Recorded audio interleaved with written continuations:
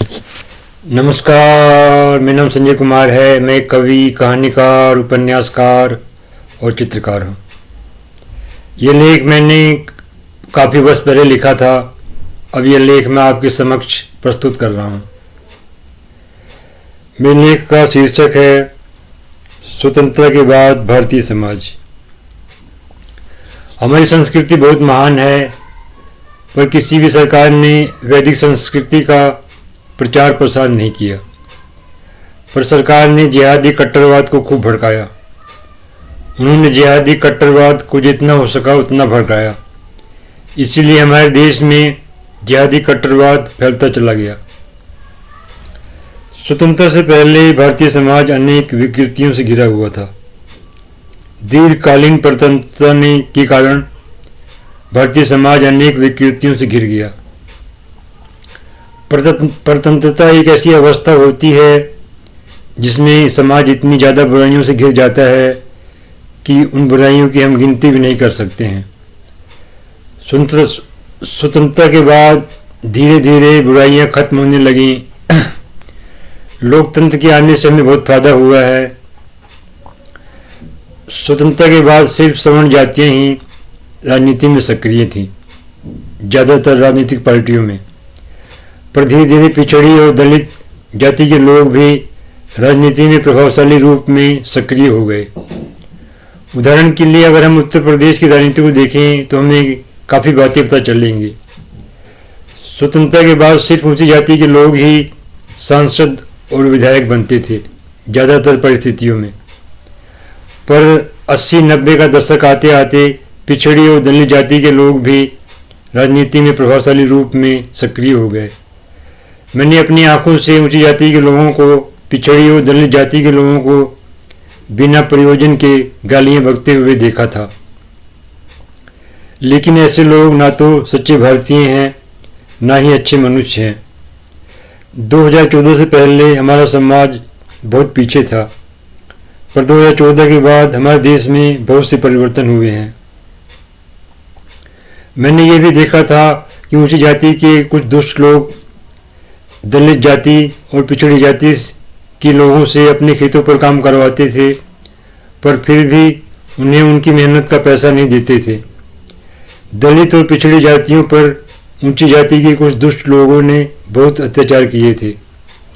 लोकतंत्र ने जातिवाद को काफ़ी हद तक तोड़ दिया है। जो जातिवाद अब रह गया है वह धीरे धीरे खत्म हो जाएगा। स्वतंत्रता से पहले भारतीय समाज में साक्षरता बहुत कम थी। हमारी संस्कृति में बहुत से महान विचार थे। दुष्ट और अशिक्षित लोगों के लिए हर श्रेष्ठ विचार महत्वहीन होते हैं। स्वतंत्रता के बाद हमारे देश में शिक्षा का प्रचार प्रसार बहुत हुआ, पर शिक्षा का प्रचार प्रसार ऊंची जातियों में ज़्यादा हुआ। दलित और पिछड़ी जातियों में बहुत कम शिक्षा का प्रचार प्रसार हुआ। स्वतंत्रता से पहले कृषि की स्थिति बहुत खराब थी, पर स्वतंत्रता के बाद कृषि का काफ़ी विकास हुआ। बहुत से कृषि विश्वविद्यालय खुले, कृषि के क्षेत्र में बहुत से अनुसंधान हुए, बहुत सी नहरें बनाई गईं। कुछ राज्यों में भूमि सुधार भी हुआ, कुछ राज्यों में सहकारी संस्थाएं भी बनाई गई, पर इन संस्थाओं ने ढंग से काम नहीं किया। स्वतंत्रता के बाद कृषि के क्षेत्र में बहुत विकास हुआ। इसी तरह सड़क, बिजली, स्वास्थ्य सुविधाओं में बहुत विकास हुआ, पर जितना विकास होना चाहिए था उसकी तुलना में बहुत कम विकास हुआ। ये बात पूर्ण रूप से सत्य है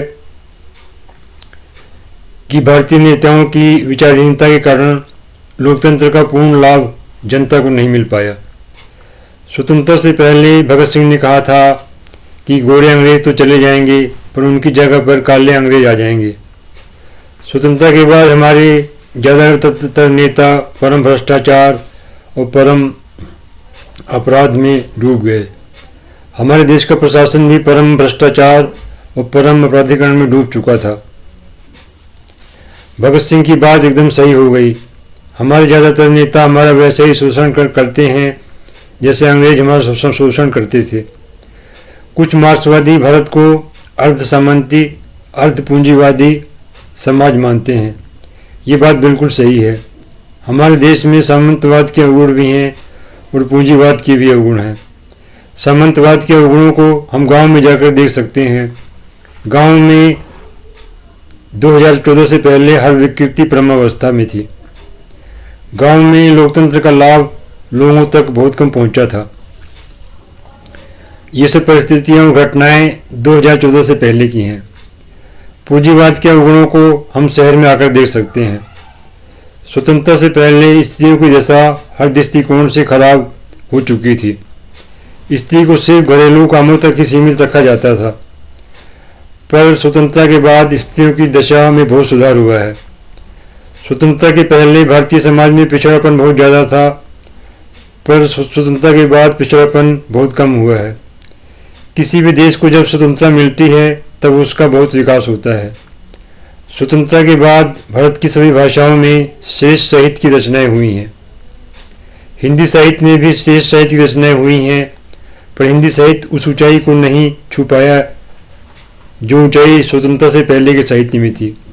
सिनेमा एक नई कला थी भारतीय समाज के लिए, पर फिर भी ये कला भारतीय समाज में बहुत जल्दी लोकप्रिय हो गई, जो कि भारतीय समाज के लिए बहुत ही श्रेष्ठतम थी। ज़्यादातर फिल्में परम सस्ते मनोरंजन के लिए बनाई जाती हैं। ज़्यादातर हिट फिल्मों में कला का अभाव होता है। भारत में शास्त्रीय संगीत की बहुत लंबी परंपरा है। ये परंपरा लगातार विकसित होती जा रही है। भारत में चित्रकला और मूर्तिकला की भी बहुत श्रेष्ठ परंपरा है। ये परंपरा भी लगातार विकसित होती जा रही है। भारत में विज्ञान के विकास की बहुत ज़्यादा संभावनाएं हैं।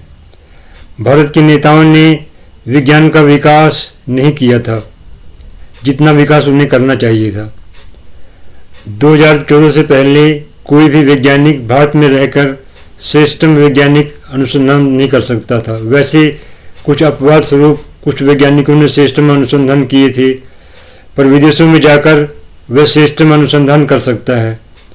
कृषि के क्षेत्र में भी बहुत से अनुसंधान हो सकते हैं, जिससे भारतीय किसानों को बहुत फायदा हो सकता था, पर परम भ्रष्ट नेताओं ने कृषि के अनुसंधान को बहुत कम बढ़ावा दिया था। 2014 से पहले राजनीति में अपराधियों की भरमार हो गई थी, पर 2014 के बाद व्यवस्था ऐसी हुई कि सभी लोग सफलता का स्वाद चखने लगे। स्वतंत्रता के बाद राजनीति में कांग्रेस पार्टी छाई रही। लंबे समय तक शासन में रहने के बाद भी कांग्रेस ने बहुत कम विकास किया। इसीलिए भारतीय समाज अनेक विकृतियों से घिर गया। कुछ दिनों बाद धीरे धीरे भारतीय जनता पार्टी प्रभावशाली होती चली गई। पिछले कुछ वर्ष पहले भारतीय जनता पार्टी का शासन आया था। अब भारतीय जनता पार्टी भी भारत के लोगों की समस्याओं को हल कर रही है। 2014 से पहले कांग्रेस और उनकी सहयोगी पार्टी के शासन में भ्रष्टाचार परम अवस्था पे था। वर्तमान सरकार पिछली सभी सरकारों से अलग हटकर काम कर रही है। लोगों के जीवन में ऐसा परिवर्तन पहले कभी नहीं आया था। अब लोगों के जीवन में ऐसा परिवर्तन आ रहा है कि सभी लोग खुशहाल जीवन बिता सकते हैं। भविष्य की राजनीति प्रगतिशील विचारों के अनुसार चलेगी। स्वतंत्रता के बाद देश में मिश्रित अर्थव्यवस्था को अपनाया गया, पर मिश्रित अर्थव्यवस्था सफल नहीं हो पाई। सरकारी क्षेत्रों में स्थापित उद्योग सरकारी लापरवाही की वजह से भयंकर घाटे में चलने लगे।